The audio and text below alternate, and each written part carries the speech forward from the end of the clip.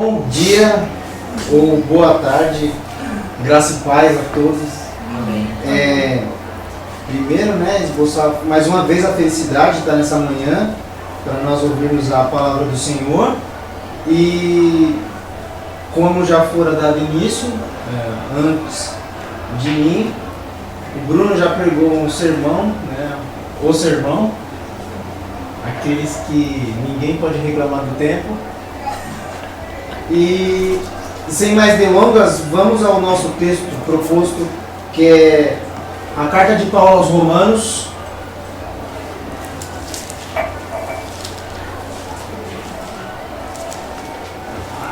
capítulo 1, e nós faremos uma leitura dos versículos 18 ao 23.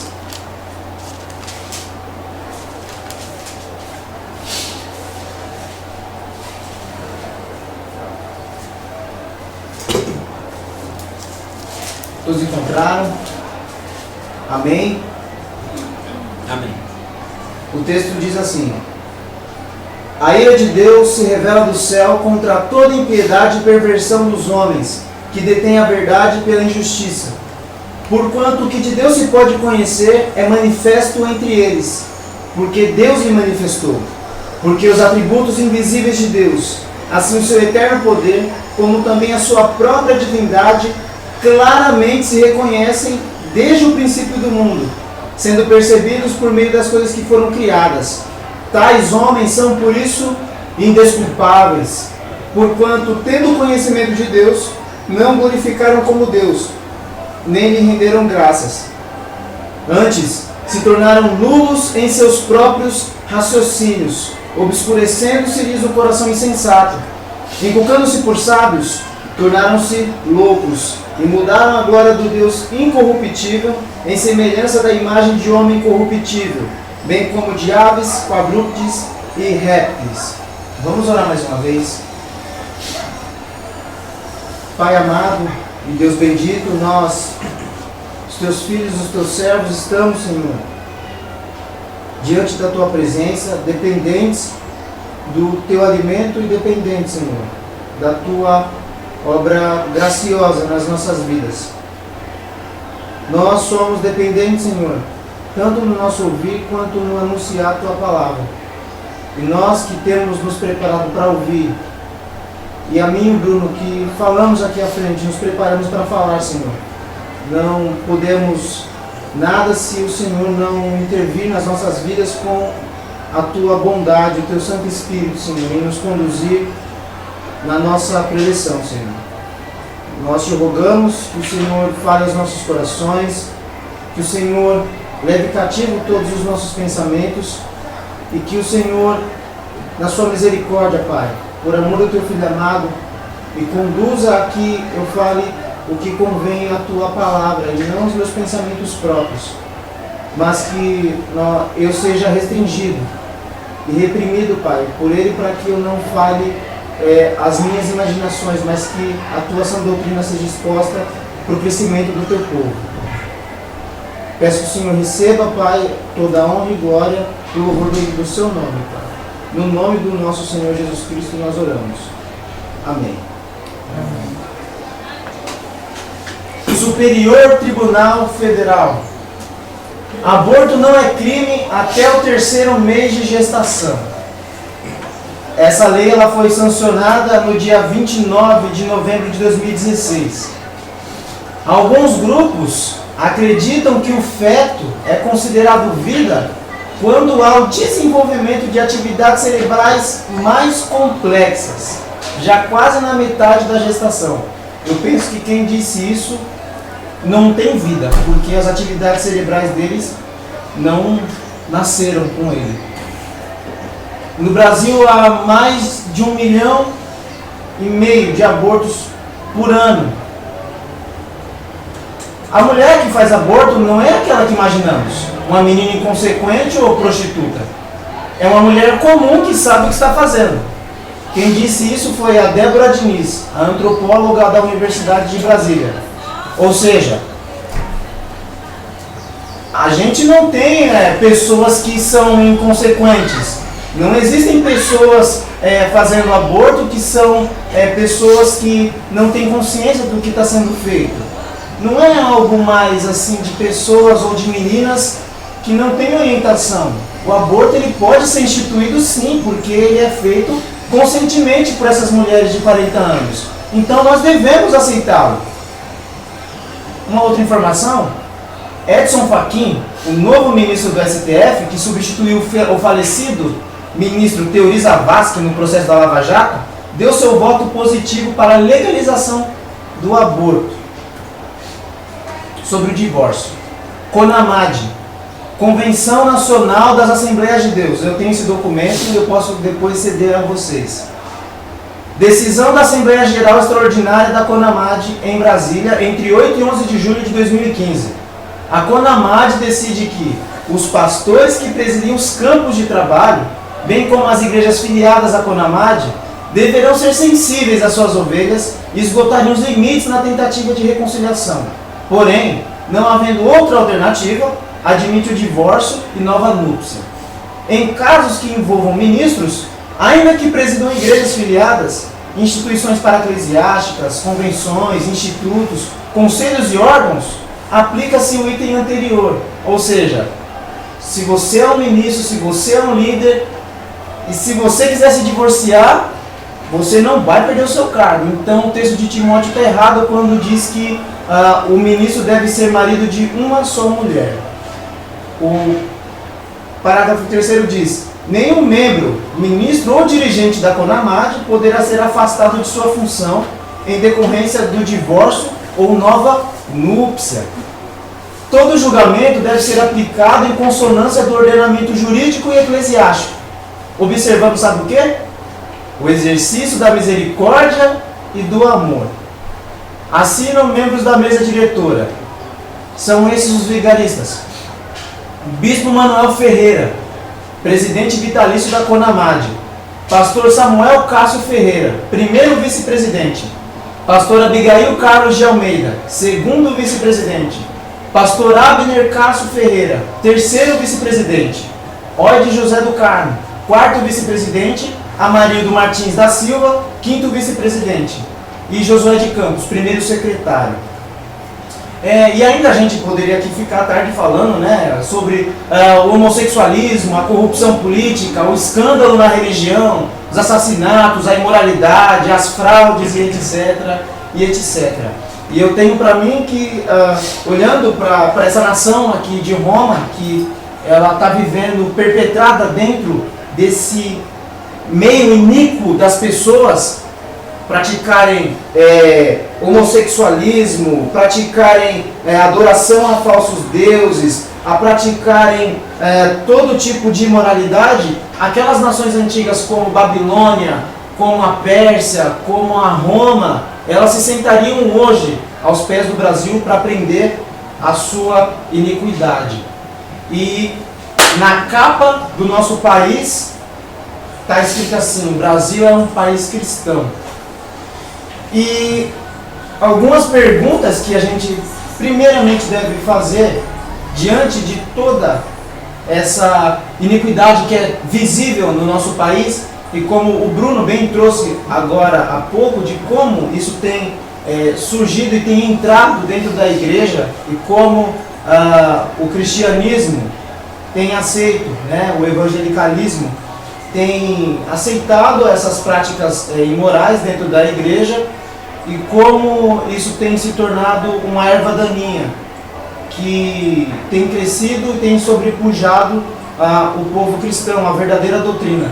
E a gente tem algumas perguntas a fazer, que são elas: o porquê o nosso país vive em profundas trevas? Alguém tem dúvidas?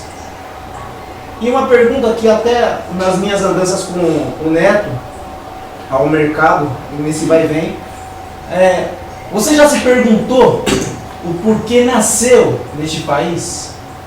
Vocês já se perguntaram isso? Ou por que você foi feito cristão no meio de uma nação pagã? Outra as coisas como têm ido, vão bem? Outra o que está acontecendo com o Brasil? As coisas que estão indo no Brasil é algo normal, é algo que deve ser aceito? E uma pergunta crucial do nosso tema é: o que aconteceu às consciências dos homens? Eu intitulei esse sermão como A Consciência Morta e a Viva Ira de Deus. E o primeiro passo para que nós possamos compreender esse texto de Paulo, essa carta de Paulo aos Romanos, essa porção que nós nos propomos a falar, é o que é consciência. A princípio, precisamos definir o que é consciência. E consciência é uma habilidade de sentir, é uma habilidade inata de sentir o certo e o errado. A consciência é aquilo que Deus deu ao homem quando Ele o fez à sua imagem e semelhança. Diferentemente do animal, o homem ele percebe as coisas ao seu redor. O animal ele vê as coisas ao seu redor, no entanto ele não tem consciência de si mesmo no mundo. O homem não, ele tem consciência de si, ele tem consciência das suas práticas. Tanto que se a gente violar a nossa consciência, ela nos condena, nos traz sentimentos de vergonha, angústia, remorso, consternação, ansiedade, desgraça e até mesmo medo. Quem nunca fez uma coisa que vai contra os seus princípios morais e não ficou uma noite sem dormir? Ou quem é que tem uma amizade e, mesmo que seja involuntariamente, você desferiu uma palavra cortante a essa pessoa que a sua consciência não latejou durante toda a noite? E em contrapartida dessas coisas, quando a gente atende à nossa consciência, ela nos elogia, ela nos traz alegria, ela nos traz calma, respeito próprio, bem-estar, gozo e etc. E etc. A gente não vive angustiado. Quando a gente faz as coisas de maneira correta, a gente vive bem, alegremente. Me lembro de um dia desses, de um erro meu, e que eu fui repreendido aqui na rua durante um dia de chuva. Minha consciência latejou a noite toda. Pedi perdão a Deus e estou muito arrependido disso, mas doeu na consciência. Claro que isso gera vida, isso gera arrependimento e gera você levar a outras reflexões adiante. Então, a princípio, esse é o conceito, a grosso modo. É isso que nós compreendemos por consciência. E nós também precisamos definir o que é a ira de Deus. A gente precisa entender o que é a ira de Deus para que nós não tenhamos nas nossas mentes algo que seja como a nossa raiva dentro do nosso coração, que a gente explode a qualquer momento. Então, uma definição mais ajustada, mais concreta, está no livro do Dr. Heber Campos, O Ser de Deus e Seus Atributos, na página 349, quando ele fala sobre a ira. Está no segundo parágrafo. E na página 349, diz assim: a ira de Deus é o seu eterno aborrecimento contra toda injustiça. É o desagrado e a indignação da retidão divina ante o mal. É a santidade de Deus posta em ação contra o pecado. É a causa motriz da sentença justa que Deus pronuncia contra os que obram o mal. É a manifestação do seu desagrado, porque o pecado é uma rebelião contra a sua autoridade, um ultraje cometido contra a sua soberania inviolável. Não é uma vingança maligna, pecaminosa como a nossa, mas é a vindicação do seu domínio como governador do universo.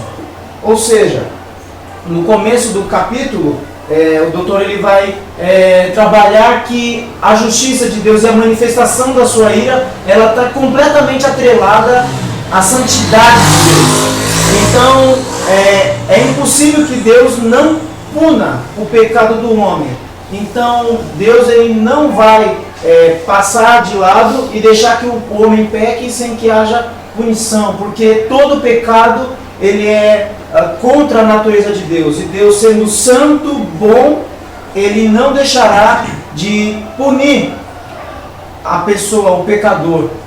Então, há na Bíblia alguns exemplos da ira de Deus. Você pode ver alguns exemplos disso no dilúvio, quando ali a gente lê em Gênesis 6:5 que Deus viu que a iniquidade do homem tinha se aumentado, que desde a concepção o homem gerava nele essa maldade.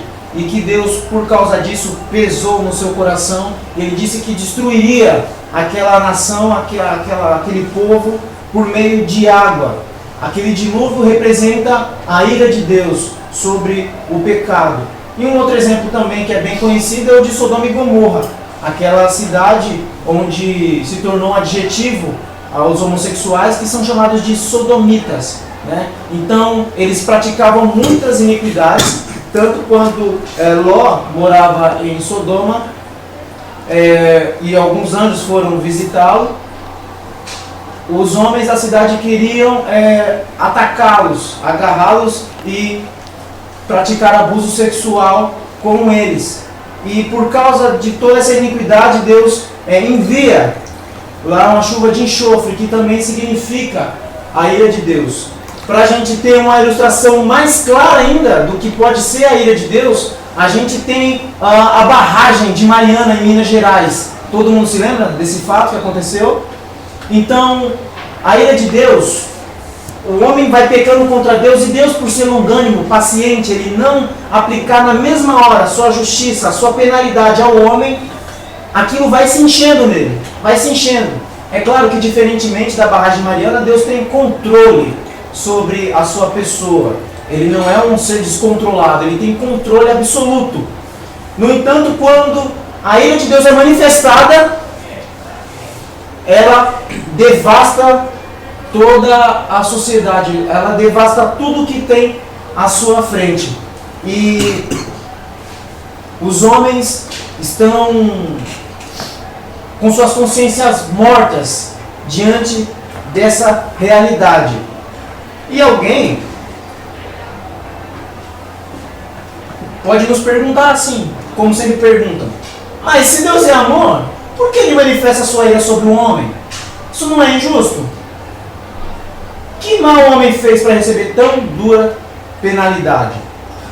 E a gente precisa responder a essa objeção, primeiramente provando que Deus não é culpado por isso, e que o homem é o merecedor da ira de Deus, por sua própria culpa. Eu quero levá-los a Gênesis 2.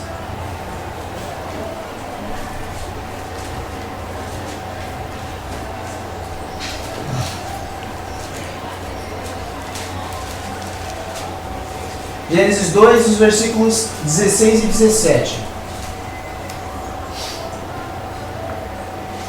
Diz assim o texto: E o Senhor Deus lhe deu esta ordem: de toda a árvore do jardim comerás livremente, mas da árvore do conhecimento do bem e do mal não comerás, porque no dia em que dela comeres, certamente morrerás. Então, aqui nesse texto, o versículo anterior, que Deus colocou o homem no jardim para o cultivar e o guardar, mostra que o homem ele tem um relacionamento com a terra e uma responsabilidade com a criação de Deus. Ele é o administrador das coisas que Deus criou. Então ele tem essa responsabilidade com a terra, com o cultivo dela, com a guarda dela. No entanto, quando ele faz as duas menções aqui a essa nova ordem, nos dois versículos seguintes, 16 e 17, ele tem agora uma ligação com o céu, é uma ligação direta com o Criador. É uma ligação, a responsabilidade que ele tem com Deus. É uma relação agora de baixo para cima, ou para quem dá ordem de cima para baixo. E essa ordem, esse pacto que foi feito, é chamado pacto de obra, ele é um pacto de vida, sob a condição de obediência perfeita do homem. E ele proibiu o homem de comer da árvore do conhecimento do bem e do mal, sob a pena de morte. Então, aqui o homem estava sujeito a não pecar e não desobedecer a Deus. E por esse pacto ser feito com a humanidade, toda a humanidade estar com Adão, esse pacto também fora feito conosco. E uma outra característica desse pacto, dessa ordenança de Deus, é que essa lei foi dada para que a soberania de Deus fosse mostrada, para mostrar para Adão que ele, assim como José, que o governador deixou que ele governasse o Egito inteiro, mas que no trono, ele não seria maior que o faraó, Deus também fez isso. Ele deixou ele livremente na terra, no que tange ele ter uma circulação, comer de todas as árvores completamente, mas para mostrar sua soberania, ele diz o seguinte: do fruto da árvore do conhecimento do bem e do mal não comerás, porque no dia em que dela comeres, certamente morrerás.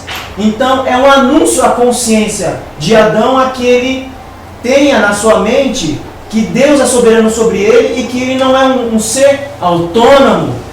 Então isso aqui não está no nosso assunto, mas já quebra a ideia do livre-arbítrio de Adão, que há um Deus soberano sobre ele e que o homem de maneira nenhuma, desde o princípio, ele era livre. Então, não só a ordenança, mas também a soberania de Deus. E a lei vem pelo legislador sublime, que é Deus. E como já fora dito, Deus não estabeleceu nenhum limite às alegrias de Adão, com exceção à árvore do conhecimento do bem e do mal. Então, a promessa do pacto era: obedeça e viva. E a ameaça do pacto é: no dia que comer, certamente você morrerá. E nós bem sabemos que Adão, com toda a sua perfeição, com sua justiça original embutida nele, no entanto, com a capacidade de pecar e de não pecar. Ele tinha a tendência assim a pecar porque ele pecou, afinal das contas. Mas, no entanto, Adão, lá em Gênesis 3,6, depois que Satanás ludibria a mulher e ela começa, pelo método de mentira, a enganar Eva, a gente percebe que, no fim das contas, eles comeram. E a gente fica perplexo porque a gente vê assim: mas ele não morreu na hora. Mas o homem morreu sim na hora. E por causa disso o homem está morto. Ele está separado de Deus. Por causa do pecado, da transgressão da lei do homem, agora existe um abismo entre Deus e o homem. E cessou-se a comunhão de Deus com ele. Um texto clássico que vai mostrar isso é o texto de Efésios 2. Quero que vocês acompanhem comigo esse texto, essa leitura.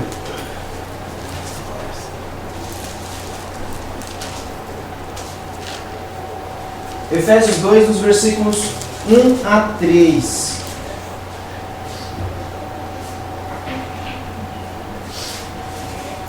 O texto diz o seguinte: Ele vos deu vida, estando vós mortos nos vossos delitos e pecados, nos quais andastes outrora, segundo o curso deste mundo, segundo o príncipe da potestade do ar, do espírito que agora atua nos filhos da desobediência, entre os quais também todos nós andamos outrora, segundo as inclinações da nossa carne, fazendo a vontade da carne e dos pensamentos. E éramos, por natureza, herdeiros, filhos da ira, como também os demais. Então, Paulo, quando ele se dirige à igreja de Éfeso, ele diz: Ele vos deu vida. Aqui o vocábulo vos, o pronome vos, a segunda pessoa do plural, está indicando que ele vos deu vida. Ele está apontando aos gentios, estando vós mortos nos vossos delitos e pecados. Então, o homem, ele está completamente morto. Ele não está, como os arminianos dizem, como que desmaiado, com sua consciência apta, a fazer escolhas. O homem está morto. Paulo é bem categórico em dizer isso. Ele vos deu vida estando vós mortos nos vossos delitos e pecados. Então, o homem, ele sim, está morto, está separado de Deus. No entanto, ele está muito vivo sim, para praticar as suas iniquidades, o seu pecado. E a consequência da queda, a consequência do pecado de Adão, a consequência de ele transgredir a lei de Deus, está em que agora o homem está morto em seus delitos e pecados, que o morto é escravo do pecado, que o homem é escravo do mundo, o homem é escravo de Satanás, o homem é escravo da carne dos pensamentos, o homem é herdeiro da ira de Deus, e o homem tem livre-arbítrio. Não tem lógica isso, né? Então, o homem está completamente morto, está completamente caído. Teologicamente dizendo, como nós temos aprendido nas nossas aulas de soteriologia, a doutrina da salvação, é que o homem é totalmente depravado. E eu sei que vai ser redundante dizer isso, o que é depravação total e o que não é depravação total, mas é importante que a gente saliente o que é e o que não é, pelo menos brevemente, para que nós possamos compreender isso. A depravação não é depravação total. A depravação total não significa, aliás, que o homem ele pratica um pecado, toda a sua pecaminosidade no mais alto nível. Ainda que o homem, como Hitler, por exemplo, pratique toda aquela iniquidade que ele praticou, matando, se eu não me engano, me corrijam, 6 milhões de judeus. Pode ser que eu esteja errado. Ainda assim, em alguma proporção, ele tinha o freio, a repressão da graça de Deus, em não deixar que ele praticasse todo o seu pecado no seu mais alto nível. E Deus assim não deixou que nós vivêssemos segundo as nossas próprias vontades, exatamente porque senão nós iríamos nos brutalizar uns aos outros. Eu acho lindo isso quando a gente vê a doutrina da graça comum, como todos os homens recebem talento, para que haja harmonia entre o homem, em que um homem pecador olha a arte do outro homem pecador e não o mate por causa da arte dele, mas aprecie. Isso é algo esplêndido. Uma certa vez eu estava sentado com meu avô e aí eu peguei uma faca na mão, aliás a faca que uma vez causou muito constrangimento entre a gente. E eu estava conversando com ele, eu falei assim, mas por que eu não pego a faca e mato ele, sendo eu pecador? E aí vem a compreensão de exatamente o porquê a graça, ela freia os nossos pecados. E dizendo o que é depravação total, ela significa que o pecado afetou toda a composição humana, todas as suas faculdades, tudo que o constitui. Ou seja, o pecado atingiu a área espiritual do homem. E o homem, por causa do pecado, está afastado de Deus. O pecado atingiu a área física do homem. O homem tornou-se fisicamente imortal. O pecado atingiu o intelecto do homem. Ele não compreende mais as coisas espirituais. E o pecado atingiu a vontade do homem. A sua natureza está corrompida. Má notícias, arminianos, mais uma vez. O pecado atingiu o aspecto emocional, as afeições do homem. Então, nós vemos hoje, quando nós andamos pela rua, principalmente pela Praça da Moça, a gente vê as práticas homossexuais ao ar livre e até mesmo na nossa rua, na televisão, uma defesa bem veemente, né, entre aspas, aí, por parte deles, com fins que eles sejam aderidos à lei constitucional como isso fosse algo moralmente correto.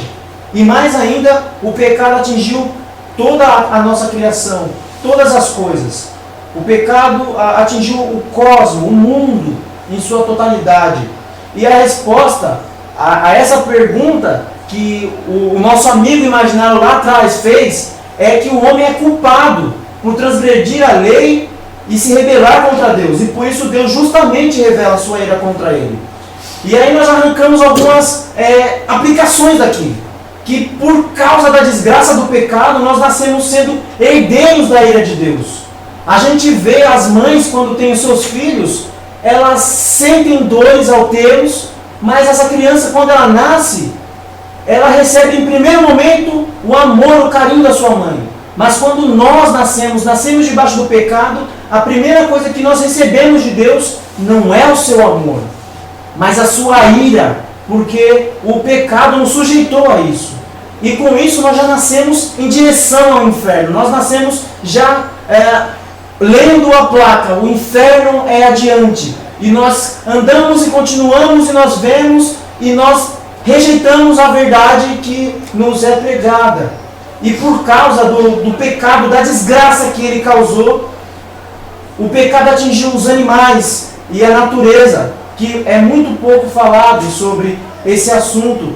E eu vejo homens e mulheres e todo mundo dizendo que uma lesma é nojenta, que uma lagartixa, uma barata é um inseto asqueroso. Mas se eles pudessem falar, eles falaram assim, ó, não mais que você. Eu não sou mais pecaminoso do que vocês. E por causa do pecado, da miséria que há nele, a gente perdeu a nossa maior joia que a gente tinha, que era a nossa comunhão com Deus. Nós perdemos o contato com Ele desde o paraíso, desde o Éden. E por causa da miserabilidade do pecado, foi necessário que Deus, Cristo Jesus encarnado, autossubstituísse você, eu, o pecador na cruz, pela satisfação primeiramente da justiça de Deus. Porque Deus precisava satisfazer essa justiça. Ele não podia salvar o pecador sem punir o pecado. Isso é contra a natureza de Deus, como atrás nós já vimos. E por causa da redenção do seu povo.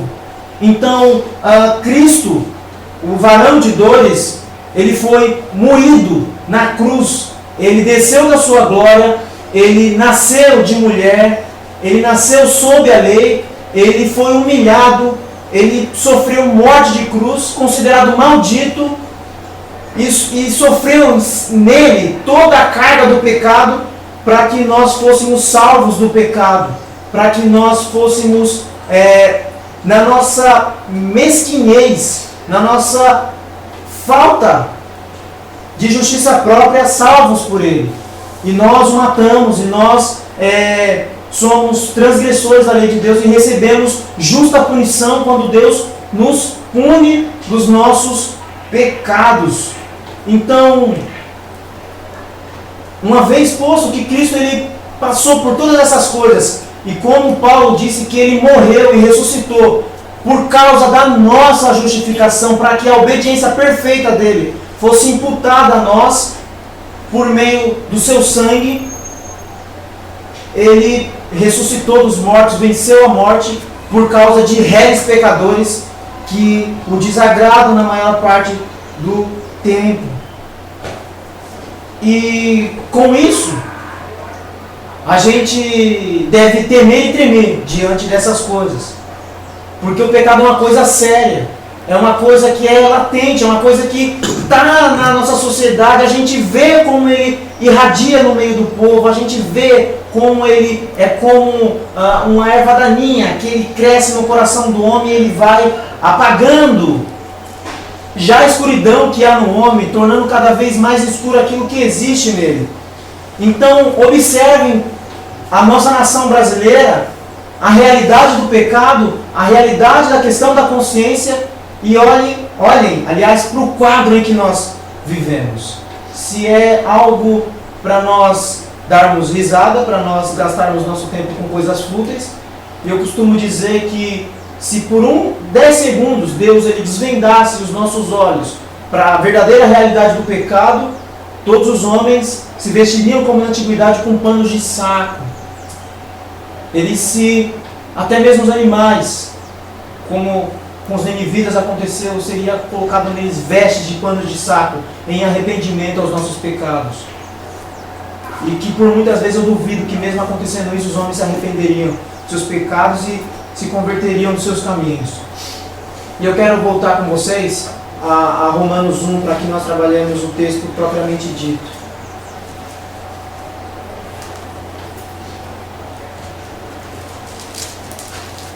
Então, para nós nos localizarmos aqui dentro do nosso tema, a primeira questão que existe aqui, o que a gente precisa trazer de volta, é a questão da consciência do homem.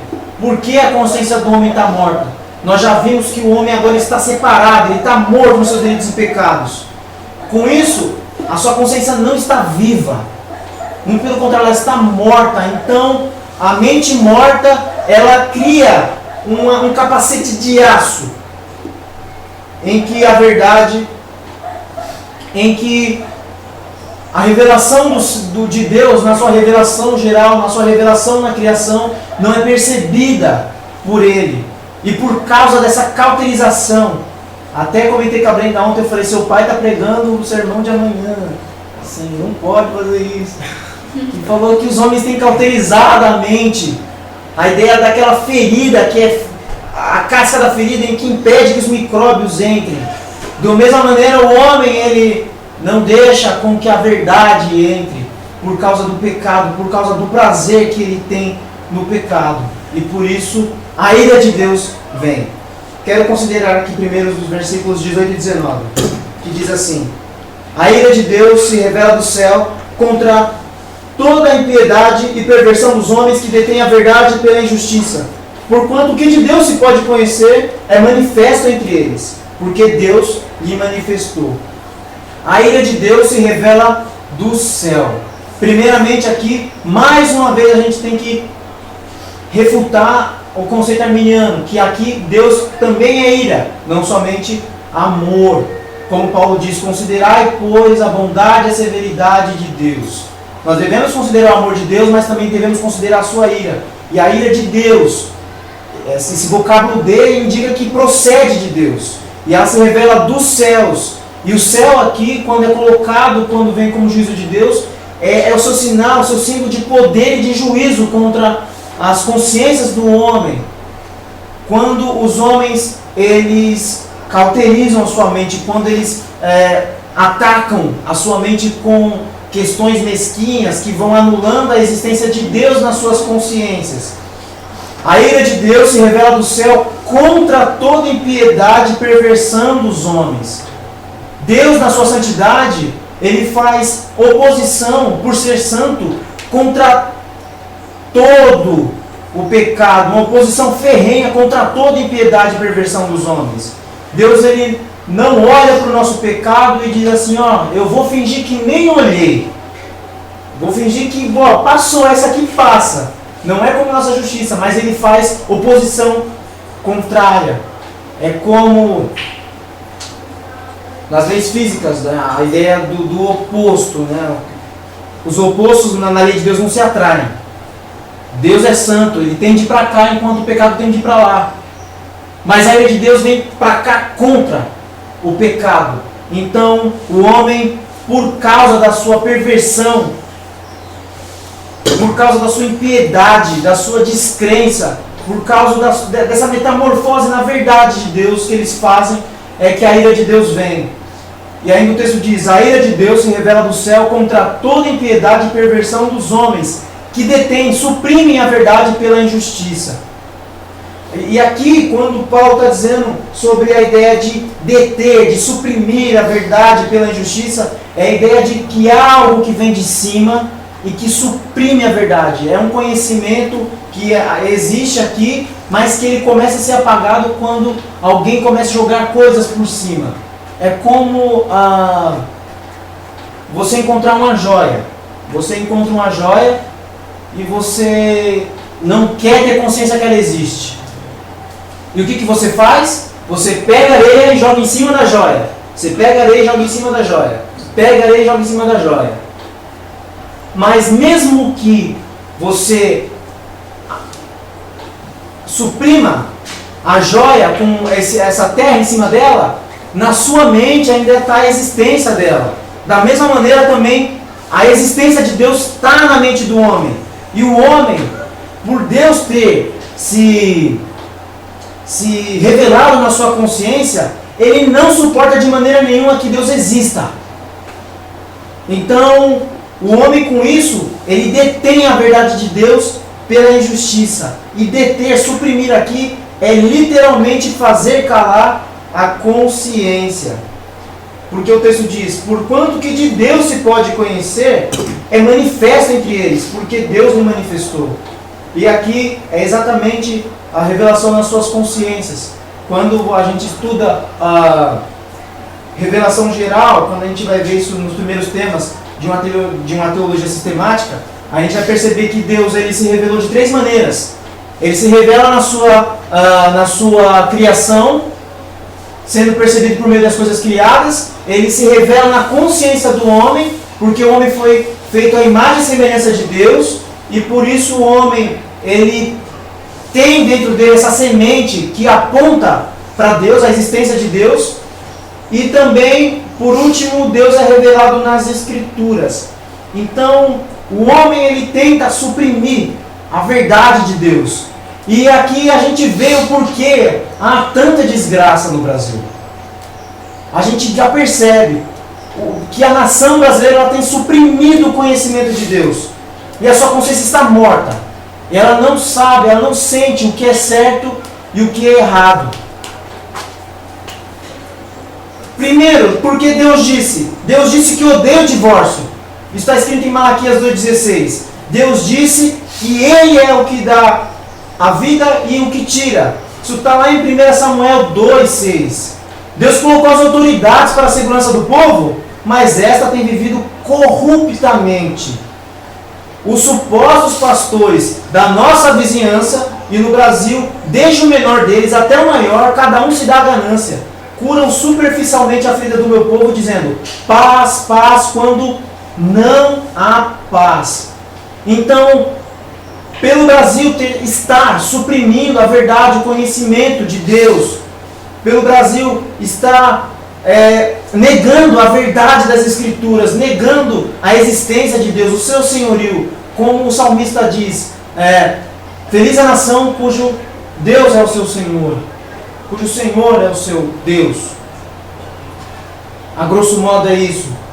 E o Brasil não tem Deus como o seu Senhor. Então, por causa dos escândalos, por causa dessa legalização absurda que fora feita, em que se mata o inocente e que se perdoa o criminoso, e que se Deus odeia o divórcio, o homem ama, ainda mais por pessoas que dizem estar nos cargos eclesiásticos, como o Bruno bem disse há pouco, que esses homens são aqueles que se infiltram na igreja e se tornam câncer. Eles são aqueles que começam a botar ideias erradas na cabeça do homem e que por causa disso os membros têm seguido o exemplo dos sacerdotes. E quando todas essas coisas acontecem, quando nós lemos em Malaquias, no capítulo 1, quando Deus pronuncia uma maldição contra Israel, ela vem exatamente por causa do caminhar mal desses sacerdotes. E é por causa deles que nós temos, e do nosso pecado, temos sofrido a ira justa de Deus. Como o texto a partir do 23, do 24 em diante, pelo menos por 3 vezes, Paulo vai dizer que Deus entregou os homens à imundícia, Deus os entregou a paixões infames, e por haverem desprezado o conhecimento de Deus, o próprio Deus os entregou a uma disposição mental reprovável para praticarem coisas inconvenientes. Esses textos estão nos versículos 24, 26 e 28 do capítulo 1. Então, por todas essas coisas é que vem a ira de Deus. E por Deus ser santo, com a nação que tem vivido contrariamente aos seus preceitos, é que a ira de Deus justamente vem. Os versículos 20 e 21 diz assim: porque os atributos invisíveis de Deus, assim o seu eterno poder, como também a sua própria divindade, claramente se reconhecem desde o princípio do mundo, sendo percebidos por meio das coisas que foram criadas.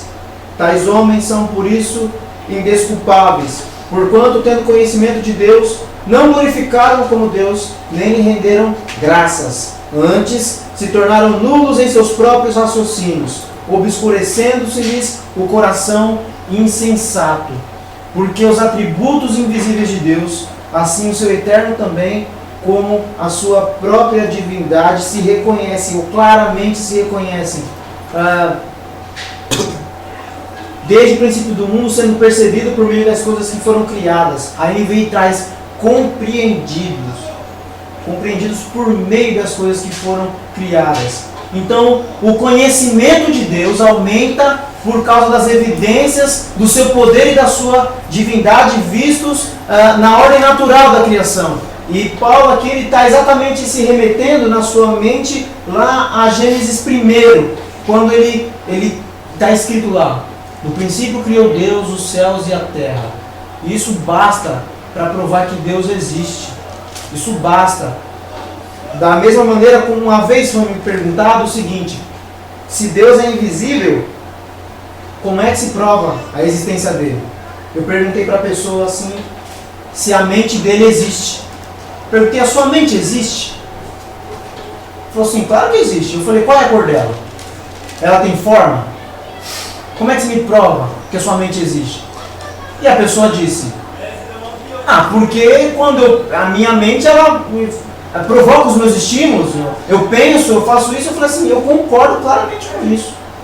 Da mesma maneira que a mente evidencia, ou aliás, como as funções motoras do homem evidenciam que há uma mente no homem, quando ele fala, você percebe que há inteligência nele. Do mesmo modo, quando nós olhamos na criação, quando nós vemos que o sol está no céu e ele não cai, isso evidencia a existência de Deus. Isso é a mão de Deus. Isso prova que Deus é existente, que Ele existe desde a eternidade e que Ele é o Deus sem começo e não terá fim. Isso é provado. Mas por causa da consciência morta dos homens, por causa da cauterização, por causa desse capacete, desse aço que é difícil de se penetrar, os homens negam essa realidade. E a verdade de Deus, ela, como Paulo diz, ela é claramente visível. Nós vemos Jorge Ben cantar: moro num país tropical, abençoado por Deus e bonito por natureza. É bonito por natureza, mas esse é o hino de que o ímpio conhece a revelação geral de Deus. Ele conhece realmente. E essa música, ela prova como o homem é indesculpável diante de Deus. Como o homem, por causa do seu pecado, por causa da sua transgressão, por causa da sua miséria, ele esquece-se de Deus. Por causa da sua depravidade. E essa verdade não é revelada somente a intelectuais, a teólogos, é revelada somente a pessoas cultas. Ela também é revelada a todas as pessoas. Eu quero que vocês voltem comigo, façam a leitura no Salmo 19.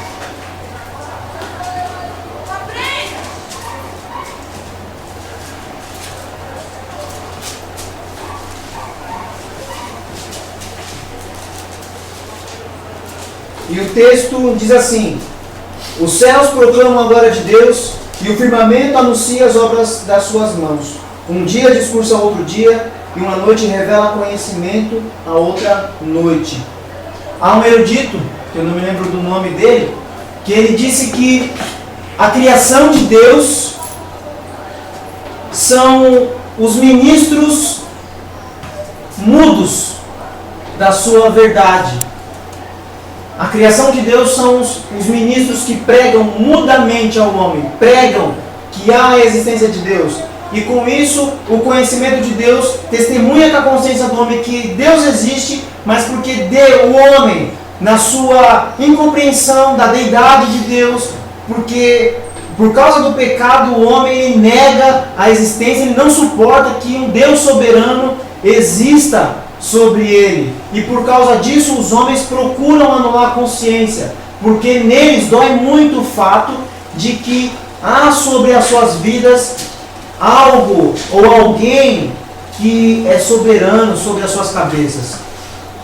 Quero voltar ao nosso texto, no versículo 21, dizendo: porquanto, tendo conhecimento de Deus, não glorificaram como Deus, nem lhe deram graças, antes se tornaram nulos em seus próprios raciocínios, obscurecendo-se-lhes o coração insensato. Então, a realidade aqui é que suprimir a consciência, suprimir aquilo que Deus revelou na mente do homem, é trazer escuridão à própria vida. Então, o homem é indesculpável por todas essas coisas.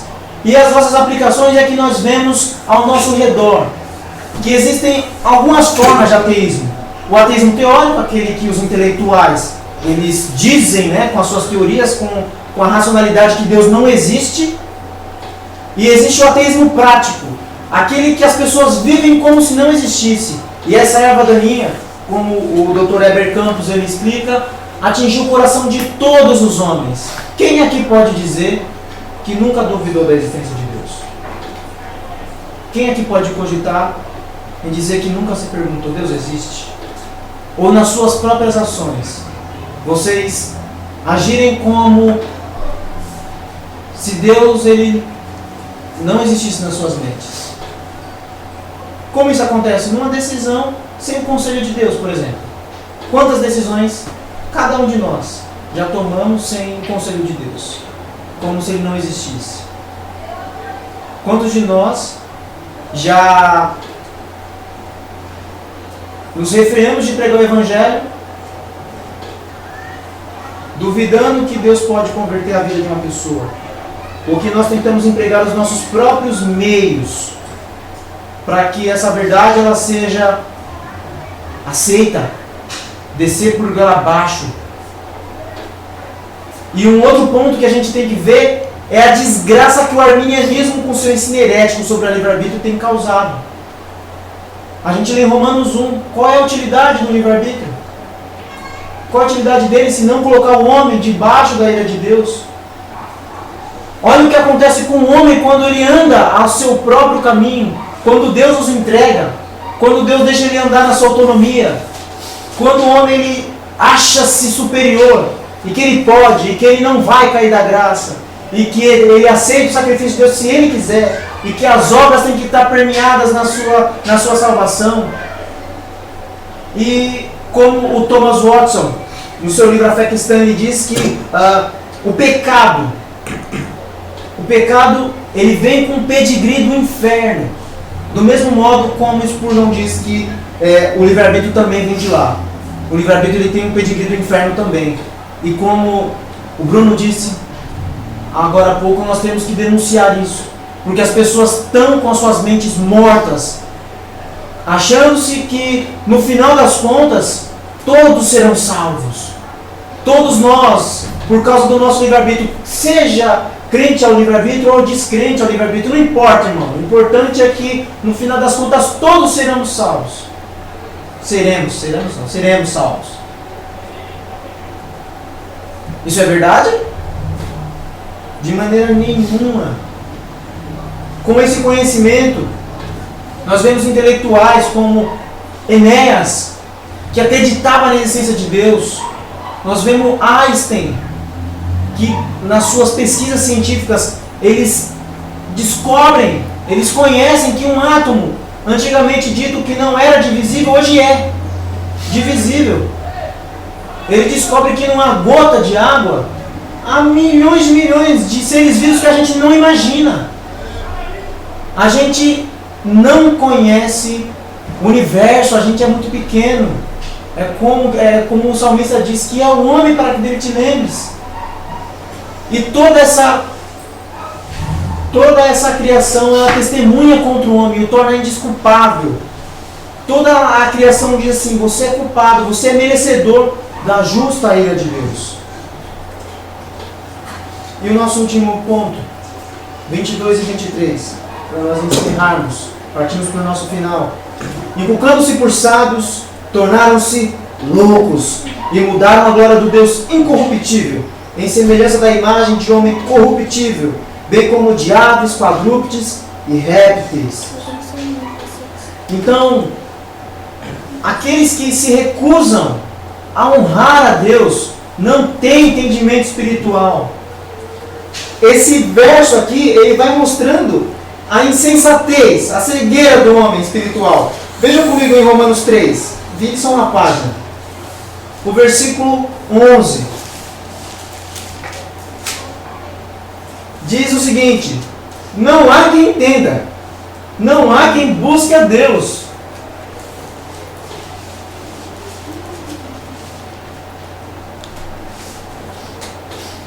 Isso prova que o homem natural ele não pode conhecer a Deus porque ele é carnal.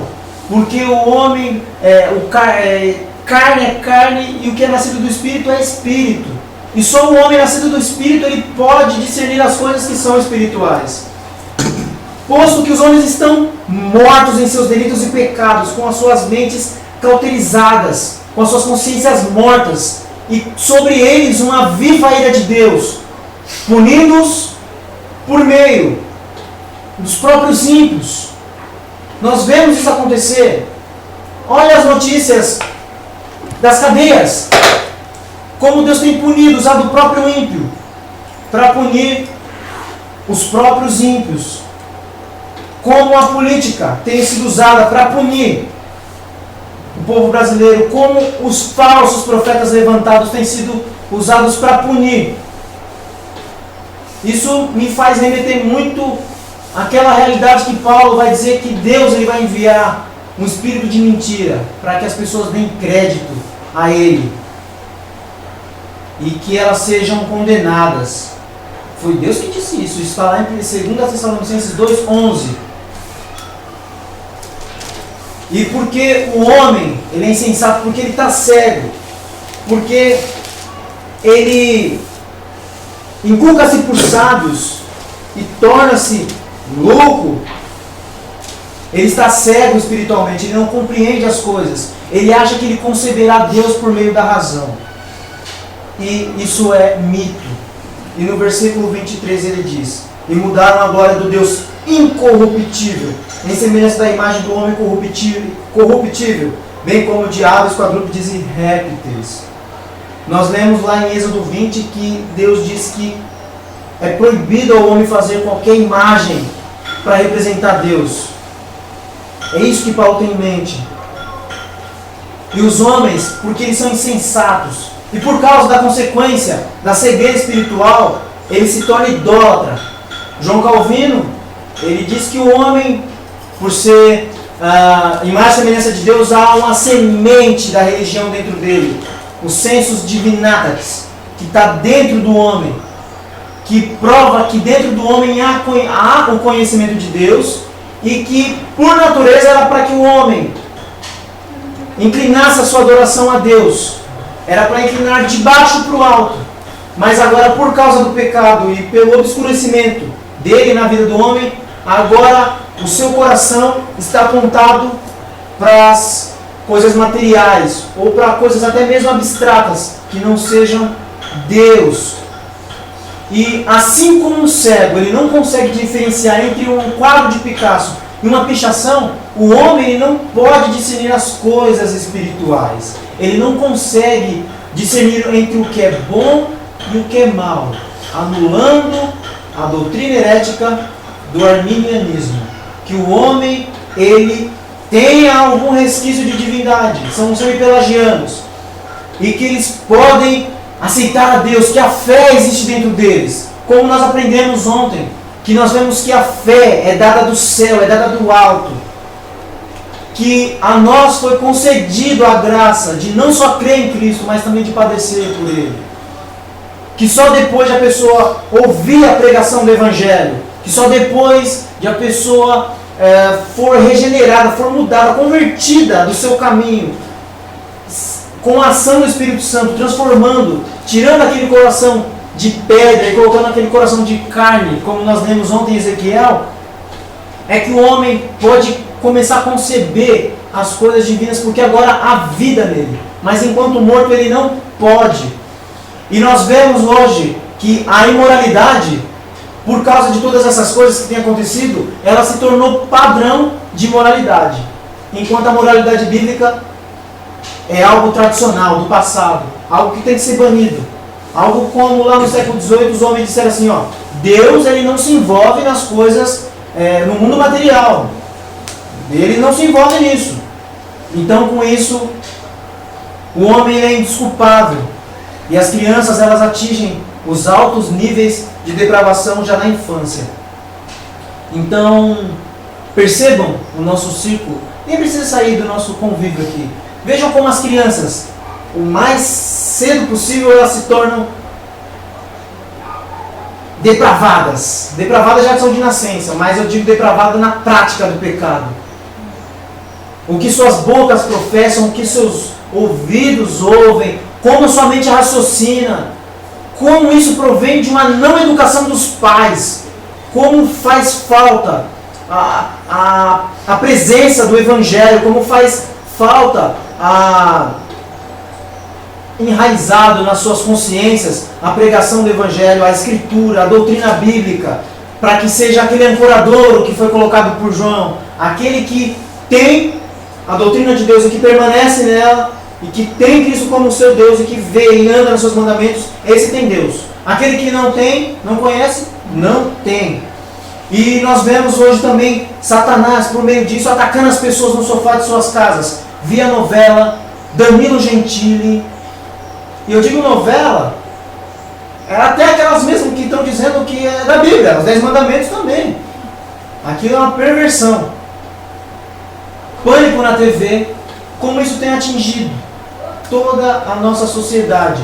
E a adoração exclusiva ao Criador perdeu-se. Então vamos fazer uma distinção. No mundo, se é que eu posso distinguir isso, mas compreendam-me, peço que vocês se esforcem para isso. O Deus do homem é o dinheiro, a fama, a luxúria, mulheres e homens. Eu digo mulheres e homens porque homem eu digo como gênero. A beleza, o conhecimento, o seu ego, o seu status social, todas essas coisas se tornaram os seus deuses absolutos. E nos templos, o Deus dos pseudos cristãos é o intocável pastor, o milagre, a cura, a ganância, etc, etc e etc. Não tem como dissociar isso, né, de mundo e de templo e tal, mas eu posso dizer que esse mundo está dentro dos templos, que fica muito claro. E por todas essas coisas, a ira de Deus vem sobre o homem. E a ira de Deus tem vindo sobre o nosso país. Isso deve primeiramente, nos alertar para muitas coisas. Porque o Brasil rejeitou o ensino das Escrituras. O Brasil, como o Neto fala, que o Brasil é um país cristão cujo Deus é a padroeira, né?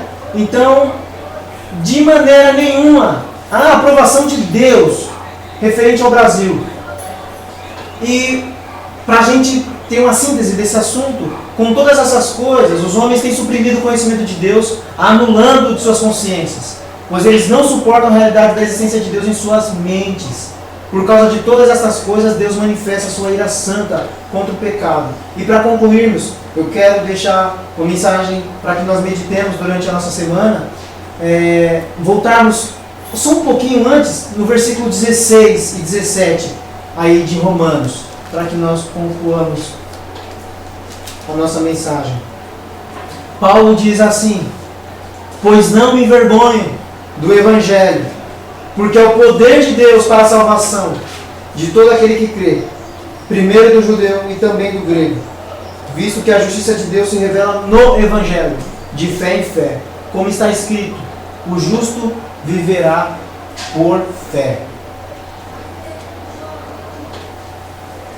O apóstolo Paulo, quando ele faz uma saudação formal a essa igreja em Roma, exatamente porque ele não é o fundador dessa igreja, mas ele vai pregar em campo que não é dele.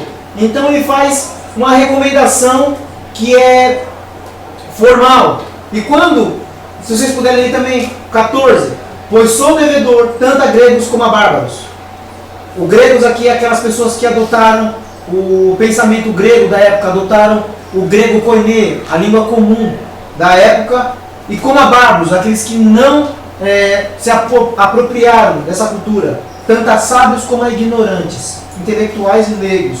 Por isso, quanto está em mim, estou pronto a anunciar o Evangelho também a vós outros em Roma.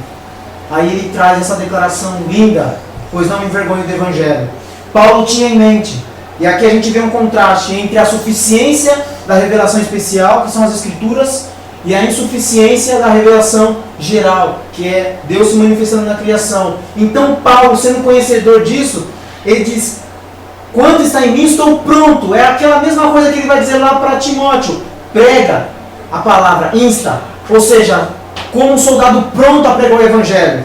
Então Paulo, ele faz severas admoestações, advertências a esse povo, mas ele sabe que na sua consciência viva por Deus, as pessoas não chegarão ao conhecimento da verdade, ainda que reconheçam que Deus é o Criador de todas as coisas e que reconheçam que Ele está manifesto na criação por meio dessas coisas, mas somente por causa do Evangelho, porque ele é o poder de Deus para a salvação de todo aquele que crê, visto que a justiça de Deus se revela no Evangelho. E essa justiça de Deus não é a justiça retributiva, em que o homem peca e Deus retribui punindo. Mas essa justiça é aquela justiça da obediência de Cristo. É aquela justiça em que a obediência perfeita de Cristo é imputada ao homem. E que essa justiça é recebida por fé. Então Paulo faz esse contraste entre essas coisas. Então Paulo ele tinha essa consciência da revelação geral e a insuficiência dela. Então, o que fica para nós é perguntarmos, diante desse quadro que nós vimos, do Brasil em sua perversidade, em sua imoralidade profunda, em todas essas coisas que o Brasil tem sofrido, é nós que detemos o Evangelho nas nossas mãos hoje, com a mesma responsabilidade de todos, mas com mais capacidade que muitos, é se perguntar mais uma vez, aquela pergunta lá do início que nós fizemos. Você já se perguntou o porquê nasceu nesse país? Ou por que você foi feito cristão no meio de uma nação pagã? E é isso que Paulo vem trazendo. É que nós devemos hoje mesmo, nós tomarmos para nós essa consciência de que, como nós aprendemos ontem, que a graça é irresistível, mas há necessidade de que preguemos e que nós sejamos o sal, e sejamos esse conservante no meio dessa geração caída, perversa, a luz que ilumina, que as pessoas vejam as nossas boas obras e glorifiquem a Deus. E não que elas nos vejam, mas que nós sejamos o holofote da verdade, da glória de Deus, para que essas pessoas, elas conheçam a Cristo.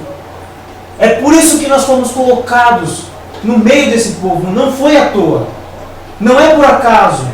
Deus ele tem um plano, um projeto, em criar, num devido tempo, um grupo de estudos que tem aprendido a verdade do Evangelho e que deve ensinar, ter esse orgulho. Quando Paulo diz, eu não me envergonho do Evangelho, eu sempre me lembro lá de 1 Coríntios 9,16, ai de mim se não pregar o Evangelho. Mas Paulo tinha orgulho de deter essa verdade e de pregá-la, tanto que ele sempre inicia, fui separado para o Evangelho. Outras ocasiões não fui chamado para batizar, como os apóstolos, nós não fomos chamados para distribuir o alimento aos pobres, mas nós fomos chamados para pregar a palavra do Evangelho. E o nosso país ele precisa de Jesus Cristo, não de uma revolução moral.